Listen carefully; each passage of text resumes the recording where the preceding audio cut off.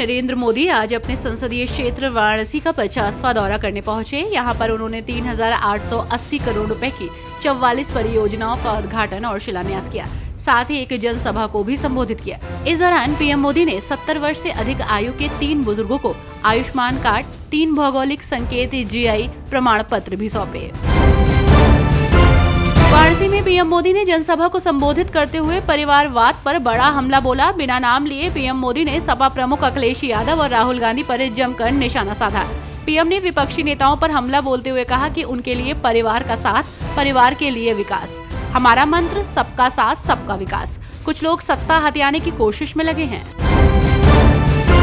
आगरा से समाजवादी पार्टी के सांसद रामजीलाल सुमन ने बीते दिनों राणा सांगा को लेकर विवादित बयान दिया था। इसको लेकर 12 अप्रैल को राणा सांगा की जयंती आगरा में मनाई जाएगी। इसे लेकर पुलिस प्रशासन ने भी कमर कस ली है।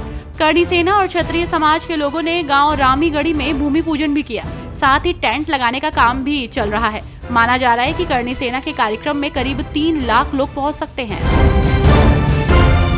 समाजवादी पार्टी के राष्ट्रीय अध्यक्ष और पूर्व मुख्यमंत्री अखिलेश यादव ने उत्तर प्रदेश की स्वास्थ्य सेवाओं को लेकर बीजेपी सरकार पर हमला बोला है। उन्होंने कहा कि आज प्रदेश में गरीब मरीजों को इलाज और दवाएं नहीं मिल रही हैं। सरकारी अस्पतालों में स्टाफ और जांच सुविधाओं का अभाव है, लेकिन बीजेपी सरकार जनता की समस्याओं पर ध्यान देने की बजाय समाज में नफरत फैलाने की राजनीति में लगी हुई है।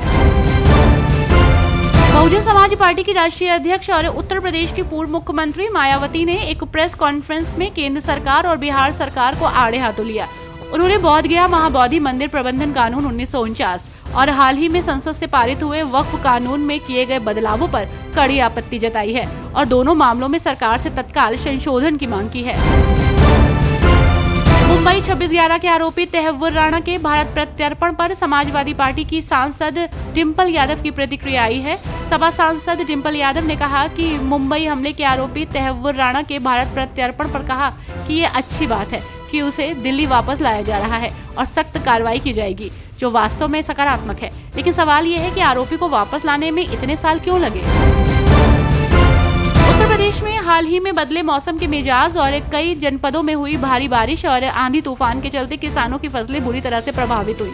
इस स्थिति को गंभीरता से लेते हुए उत्तर प्रदेश के कृषि मंत्री सूर्य प्रताप शाही ने किसानों को त्वरित राहत दिलाने के निर्देश जारी किए। उन्होंने कहा कि जिन जनपदों में फसलों को नुकसान पहुंचा है, वहां के अधिकारियों को तत्काल स्थलीय निरीक्षण कर नुकसान का आकलन करने के लिए कहा गया है। संभल की जामा मस्जिद को जुमा मस्जिद कहे जाने पर धर्मगुरुओं की प्रतिक्रिया आनी शुरू हो गई है। मशहूर आलिम और इस्लामी तालीमात के जानकार मौलाना कारी इसहाक गौरा ने एक अहम बयान जारी करते हुए कहा, जुमा मस्जिद कहना न केवल लफ्जी तौर पर गलत है, बल्कि इसका कोई शरई आधार भी नहीं है। उन्होंने जोर देकर कहा कि सही शब्द जामा मस्जिद है, जिसका इस्तेमाल ही दीनी लिहाज से दुरुस्त है। उत्तर प्रदेश के गाजीपुर जिले की तेज तर्रार जिलाधिकारी ने फर्जी आय प्रमाण पत्र जारी करने के आरोप में 10 लेखपालों को निलंबित कर दिया। जिला प्रशासन द्वारा ये जानकारी दी गई है।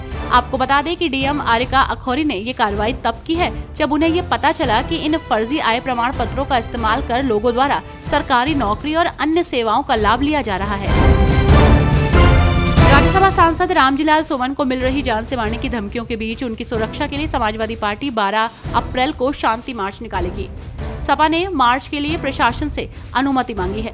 डीसीपी सिटी ने सांसद की त्रिस्तरीय सुरक्षा सुनिश्चित करने का आश्वासन दिया है।